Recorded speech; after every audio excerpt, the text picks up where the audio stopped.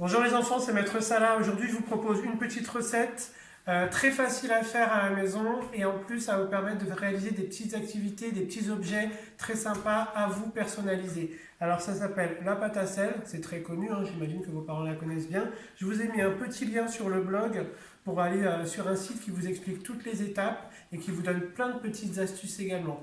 Mais je préférais vous la montrer déjà pour vous faire un petit coucou parce que ça fait longtemps qu'on ne s'est pas vu et puis pour vous montrer comment on peut faire. Trois ingrédients pour la pâte à sel, il nous faut de la farine. D'accord. Moi je réutilise de la farine qui est périmée, donc c'est très bien, c'est comme ça, comme c'est pas comestible, je peux l'utiliser, mais avec la farine normale ça fonctionne très bien. Du sel, fin, pas du gros sel, et un verre d'eau tiède. Donc les proportions, c'est un verre de sel, un verre de farine,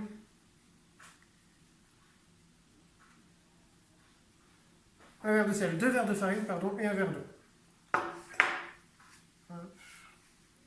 Quand vous obtenez votre petite boule bien lisse comme celle-ci, vous la déposez, vous mettez un petit linge par-dessus et vous laissez reposer, si vous pouvez, au moins 10 heures, d'accord, avant de fabriquer votre petit objet et de la cuire.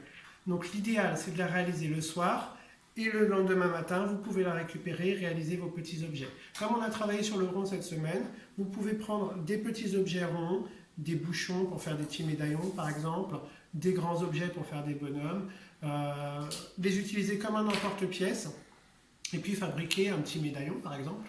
Vous pensez bien à percer le trou avant et puis ensuite vous pourrez le cuire tout doucement à 75 degrés à peu près, thermostat 3, 75-90 degrés, thermostat 3, donc une cuisson lente et vous surveillez bien en fonction de la taille de votre objet.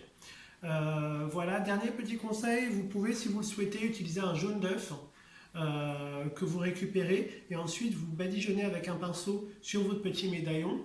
Il aura une couleur un peu plus dorée, ce sera plus joli. Mais vous pouvez aussi, si vous voulez, peindre votre objet une fois qu'il sera cuit ou alors l'embellir avant la cuisson en mettant des petites graines par exemple tout autour du médaillon. Ça fera quelque chose de très joli et ça passe très bien au four. Voilà pour le petit conseil du jour et pour le petit défi à réaliser de pâte à sel. Soyez sages, travaillez bien et à bientôt.